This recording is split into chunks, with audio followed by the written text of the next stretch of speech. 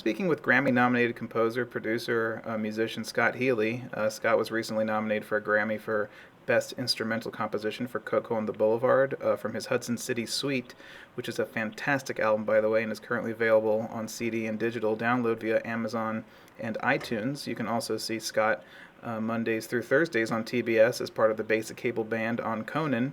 Scott has been with Conan for over 20 years now and has been there from the start of Late Night to The Tonight Show and currently with Conan on TBS. Scott, thanks so much for talking today. Well, thank you. It's a pleasure to be here with you. So to start, I would love to know what music means to you personally and what kind of led you to pursue music, performing, and composing as a career. That's a really good question. Music, I would say, means everything to me. As long as I can remember, I've been hearing music and thinking about music and playing music and just making it part of my life. I just remember looking up at the keyboard at the piano when I was just a little kid, maybe 3 or 4 years old, reaching up and playing the ivories and listening to the sounds and listening to television and records in my dad's collection and just thinking about how it was resonating with me, even as a 5-year-old. I could still sort of feel that wonder and that excitement of hearing notes and sort of understanding intuitively what's going on. I think that really sort of formed, you know how the kids form the synapses in the brain at that age. I think that's what happened. I think I coated my brain with music, and that's been with me, for the last decades. And what led me into being a composer was being a player. Right. I think that's. I studied classical piano as a kid, and I always had the idea when I was studying that I was playing chords, and I could always hear the chords and hear the construction of the chords and the harmony and the moving lines and all that stuff. So as a player, even with classical music, I sort of had an intuitive understanding of music theory and just the sounds of chords and lines and structure. So when I ended up in a composition program at music school at Eastman, I kind of already knew a lot of the stuff. I had different names for things, and I had played some jazz and some fusion, but I had sort of this broad understanding of basically harmony and form, which are the two tools that the composer needs to have, command of harmony and command of form. I think I was a little weak on the melody and writing concisely, but I think that's what music means to me. It's the harmony and the form and the emotion and the expression, and not just notes on a page. Right. And as a player, I was able to feel that, and that is a little bit against the classical tradition, where the player reads and performs and executes notes in a manner that doesn't necessarily show an understanding of that. I mean, I think we all know classical players who can't improvise and can't play harmony and can't.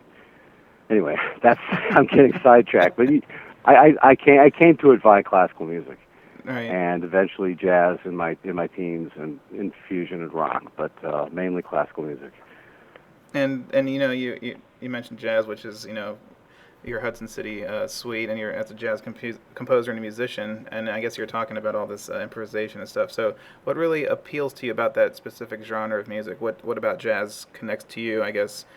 Is it more of just kind of breaking outside the boundaries of classical composition and all the rules and everything, and it kind of gives you more of a chance to, I guess, improvise, right? Well, that's another really good question. That's a tough one. What appeals to me about jazz, I think, is just the feel. I think it's truly an American art form, and being an American and being sort of in the culture, I heard it. I heard it in the music of the '60s, Herb Alpert, and I heard, just standards and stuff growing up, and everything from big bands to, again, music on TV, very jazzy a lot of Right. times. Yeah. Think about Batman. Oh yeah, the original one. Yeah. Yeah, it's a blues. Mm-hmm.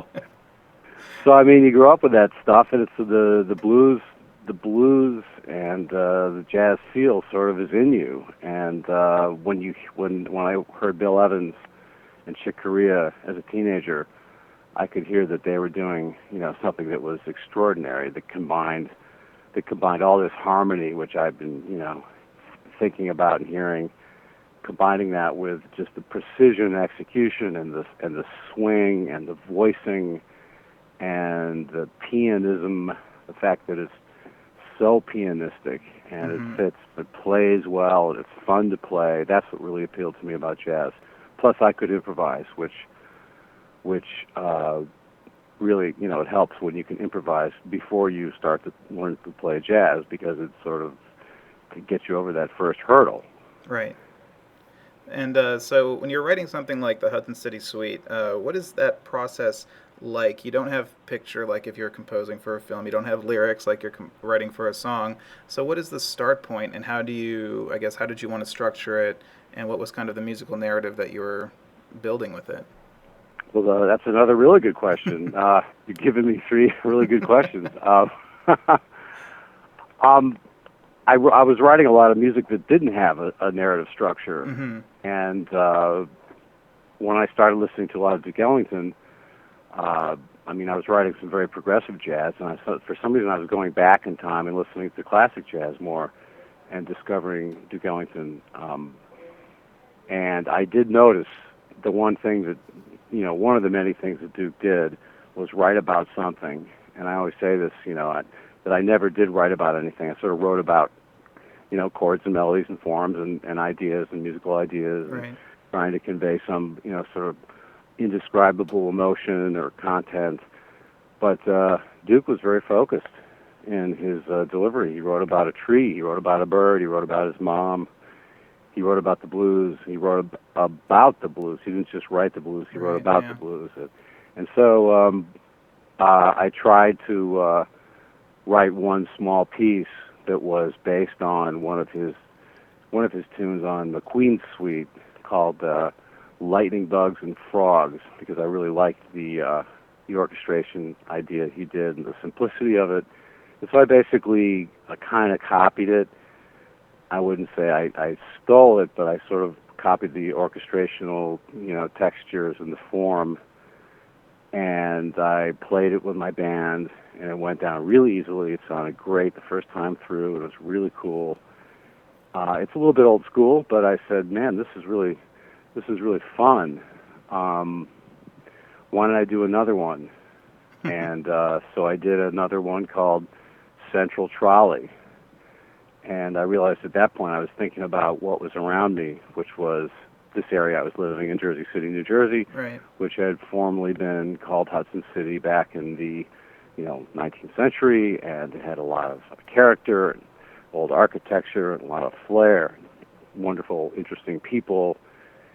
And I started picturing a trolley and a train, and this is the sort of the quaint one. It's a train song. Yeah. And then I thought to myself, I don't want to make it a tribute to Duke Ellington, so I'm just going to make it a little more modern. Let's just try something else. And when I finished that, I said, maybe I should just do a suite. Cool. And Prelude is the first thing I did, which is the last tune on the record. Right. I thought that would be the first tune on the record, Prelude, but then it's kind of a ballad. You don't really want to start off with a ballad. So I made the Prelude the last tune on the record. And Central Trolley is the second tune on the record. And over the next 10 to 15 years, I sort of buried it for a minute, and then worked on it a little bit. I performed a couple of the pieces, but when I came to L.A., I started another band. I started a 10-piece band again, and wrote some stuff, and then I decided to finish this suite.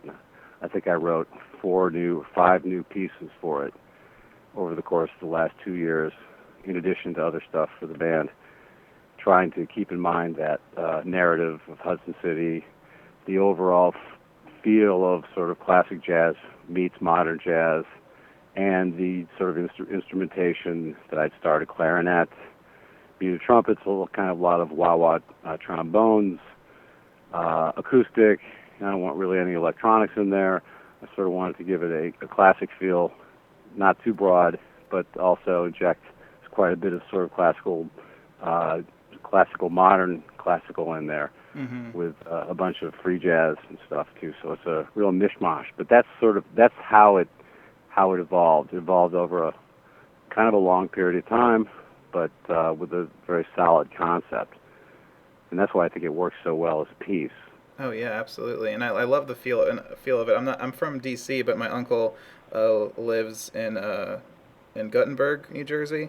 Sure. And so we would always go up there. Actually, I was just back there almost 2 weeks ago. I went back with my girlfriend, and I took her to New York City for the first time, and I just love that area right on the Hudson River and everything. So that your music definitely I didn't live there, but it definitely encapsulated just memories of being there, growing up, and everything. So that was really awesome.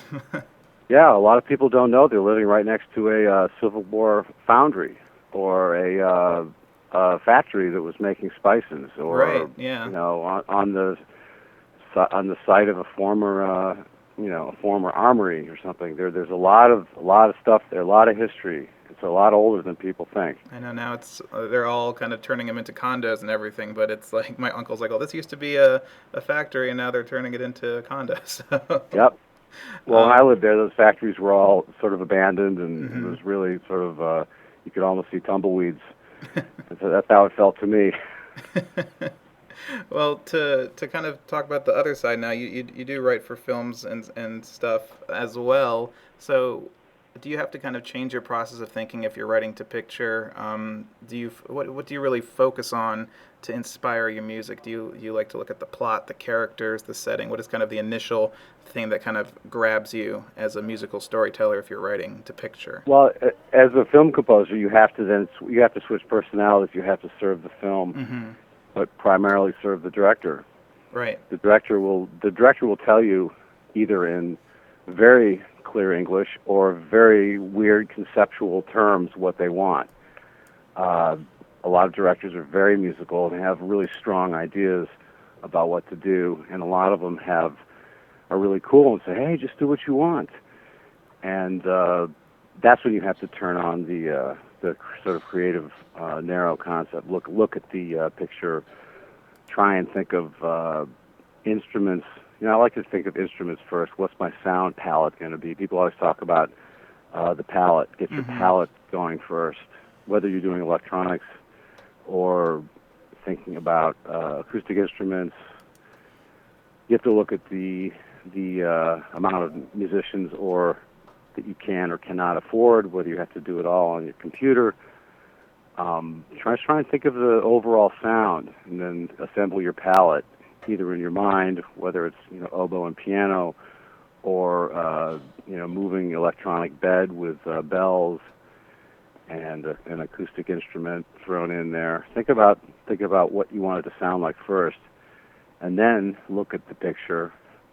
The director will tell you when they want music, when they think they want music, when it should start and end, and you can take their word for it, or you can argue with them, and usually it's best to do what they want. And I found that as a composer, your first job is to serve the director and to try and give them what they want. Right. It's a totally different head than being a composer, looking at the blank page and writing for yourself. Right. You have to give the director what they want and serve the movie. And don't worry about your creativity or your creative impulses. That's true. I mean, focus them in a way that serves the picture and doesn't just serve your broad musical concepts. So you were nominated for a Grammy for Coco On The Boulevard. So congratulations on that. Right. That's amazing. Thank you very much. It's terrific. So now you told when you were performing live at the show the other night, you told the story behind the title of that track, and I thought that was an awesome story. So I'd love to hear it again because I think it's great. Well, I mean, I'm really glad Coco went on the Boulevard because it got me a Grammy nomination. Coco was the dog. I saw him walking across the street, across a very busy 4-lane highway that happens to go right through Jersey City. He was just very sort of snooping around, sniffing around very curiously. And he seemed like he had a bit of an attitude. I don't know. This all happened in about a period of 5 seconds, and then all of a sudden, about 40 feet in front of me, he was on the other side of the street. He just runs into the middle of the street for some reason. I guess he saw something. I don't know. He didn't even look. I mean, not that dogs look, but he didn't look. He just ran right in the middle of the road. He got bumped by a car. He wasn't really run over, but he was just kind of thrown, and he tumbled, and came to rest right in the middle of the street. Everyone stopped, and I got out, and a couple other people got out, and we're looking over poor Coco, who's panting and looking up at us. He's sort of stunned. I don't think he was hurt. And suddenly we see this guy walking across the street, coming to meet us. I said to him, "Hey, is this your dog?" And he looks at me, and he looks at the dog, and he looks at me, and he looks back at the dog and says, "Oh, Coco, I told you not to go in the boulevard." And that just lit it up for me. I just thought that's pretty cool. That's awesome. I love how so we put the dog in our. I had a little pickup truck, so we threw the dog in the back of my pickup truck, and he rode with me. It was basically about 200 yards to the vet, which happens to be next to a strip club. I don't think either of those buildings are there anymore, but this is quite a neighborhood. Yeah, strip club next to the vet. Yeah. That's an awesome story. I love how music gets its origin sometimes. But also to talk about, you've also been composing. Besides your composing career, you've also have probably one of the longest running gigs in show business as a featured band member on Conan. And I've been watching Conan for a very long time, and you guys are such an essential part of that show. I've been to 2 tapings of Conan since moving out here, and I saw you guys on tour back in D.C. when you guys stopped there. That was awesome. That was awesome, yeah. I know, that was amazing, and you guys kill it every time. So what is it like being part of a group like that for so long? Has the dynamic has it changed? Have you kind of found the rhythm and kind of stayed with it? Like, what is it like being part of that kind of group for almost 20 years now? Over 20 years. It's amazing. It's like being part of a group, and I think that we might be one of the only TV bands that feels like we're really, really part of the show. Yeah. We're not just a band that plays and comes and goes and provides a vibe. We're actually part of the show. And that's always been Conan's outlook. And we've changed our music according to the show or according to popular tastes to a certain degree. But, the band has gone through a couple different metamorphoses with basically the same personnel. Yeah. And we started off playing a lot of swing music, kind of like a classic Tonight Show type, old style Tonight Show stuff with Max. Max really had this idea of a kind of a retro meets rock and roll idea, a smaller band with a big band style. I used to play a lot of synthesizer horns to augment our 3 horns out front. And then we got more into sort of rock and roll, more of the Jersey rock stuff, which came very naturally to these guys. Right, yeah. And not so much to me, being from Ohio, but I learned all that, and then we got more into, I guess, funk and R&B. We'd always been doing some stacks in Motown with Max, and then when Jimmy took over the band, we're doing a lot of R&B and blues and rock and roll and funk. So we've gone through a lot of different stylistic changes, but we have definitely settled into a very kickin' blues, rock, funk, R&B set now. We've got a lot of material, and we just play pretty much nonstop through the show. We play through all the commercials. We play all the guest walk-ons. Obviously, we play to and from commercial, but we play during the commercial too to keep the audience going. And we do a long warm-up, and we do the opening theme and the closing theme, and it's a lot of music in this show. And Absolutely. it's always been really a challenge and really fun to do that. Really, really. And every time when I first saw you guys, I think live was the first time in DC because I lived on the East Coast. I never got to see a taping in New York when you guys were up there. But just, I mean, you guys, and especially I was surprised how La Bamba has some pretty great vocal chops as well. La Bamba and Pender, Mark Pender, Yeah. the Love Man, and you know, between and Jerry Vivino sings too, and Yeah, Jimmy, of course. And I've actually sung some backgrounds.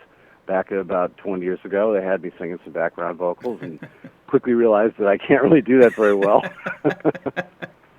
I play guitar in the show. You know, we have all kinds of different stuff going on. And I love how you guys are really part of the show as well as in terms of not just music but skits and stuff too. And I love Healy After Dark. That was one of my favorites. Healy After Dark was probably the pinnacle of my career. And just recently, you guys to kind of make light of the Grammy nomination. Conan was doing some stuff that was really fun too. That was great. That's on YouTube with tens of thousands of hits, which was really surprising to me. Well, that's some awesome stuff as well. But well, that's Conan's outlook. I mean, he involves everyone in the show. I mean, he's got, you know, a lot of his writers used to have recurring characters. Right. Yeah. Brian McMahon was always one of my favorites. McCann, Brian Stack, and then you got Jose Arroyo used to do all kinds of stuff. We're doing more. I would say we're doing less of the characters, more of the more videos, more sort of viral-ish videos. Yeah. You know, we're changing with the times, I guess. I miss the characters. I miss the fake guests and the guys in the audience. You know. Yeah, calling into the audience. You can't do everything, right? You guys have a great balance going, though. I love it, though. I watch you guys every night, and I've always been Team Coco, so it's always been Team Coco. Go. Well, I mean, you've got the internet now too, which right. You guys have a huge following. Yeah. Most people watch the show on the internet, and it looks great on the internet. It looks better than it does on TV. Yeah, it's true. And I just love being on the West Coast because I have the TBS feed from DirecTV, so I get to watch it at 8 o'clock. I don't have to wait till 11. Right. I heard a lot of people do that. Yeah. It's awesome. But to wrap up, I always like to ask composers this one question. And since I always, interview a lot of film composers, it's going to be film related. So if you could score any film ever made with no disrespect to the original composer or the score itself, which film would you choose? Well, that's easy. Taxi Driver. Oh, that's the quickest answer I've ever heard. Either that or Sweet Smell of Success. I mean, both of those are jazz scores. Yeah. And that would be my dream. My dream film score would be to do the next Taxi Driver, or the next Sweet Smell of Success, or the next Death Wish. Oh yeah. Herbie Hancock. I mean, it's just things like that. I mean, I think it is Herbie Hancock. Yeah, just things like that. That seem so almost ordinary at the time, but have become sort of an iconic sound. The New York sound. Yeah. The hip jazz sound. I don't think you hear that a lot now, and I miss that. I love Henry Mancini, and I think one of my favorites also, which I didn't really know about him until a composer I interviewed introduced me to his music, Eddie Sauter, who did Mickey 1, which is it's an amazing score. I love that score so much. I love it. Just a great. Sauter's that's a masterful writer. Mancini, all of those. Yeah.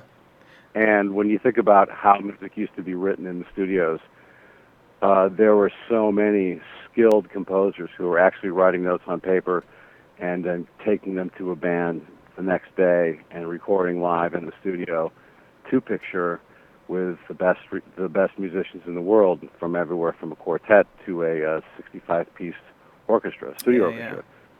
And doing basically this American genre, jazz pop.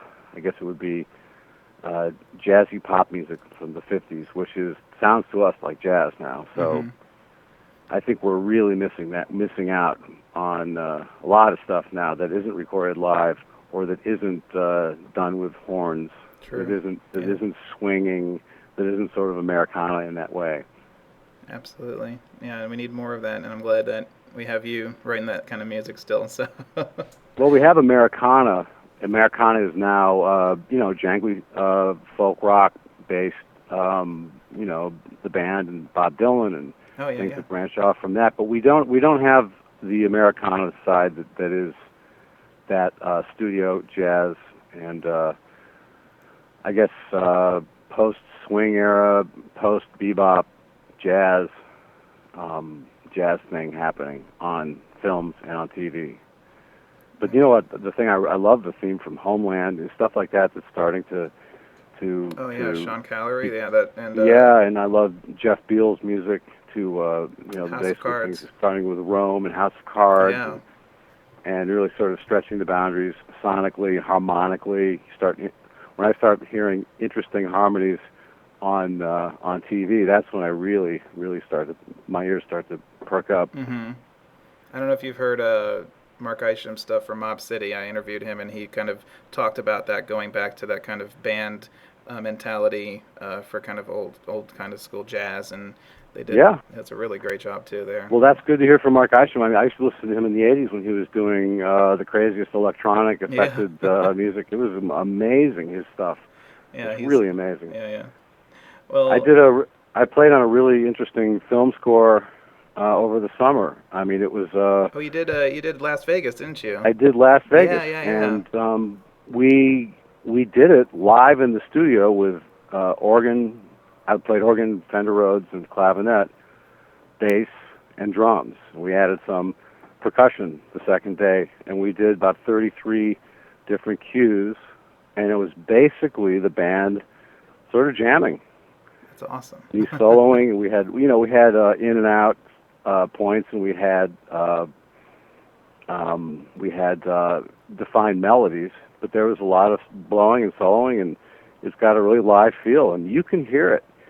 You can hear it, and yeah. I would love to do more movies that have that live feeling, that are actually recorded live, to picture with an idea of with the idea that it's going to have that feel.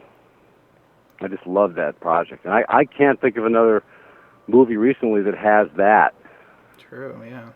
Yeah. Absolutely. But Scott, thank you so much for your time today. It's been an absolute blast and so much fun talking to you. And it's a real pleasure and honor. I appreciate the opportunity to talk to you.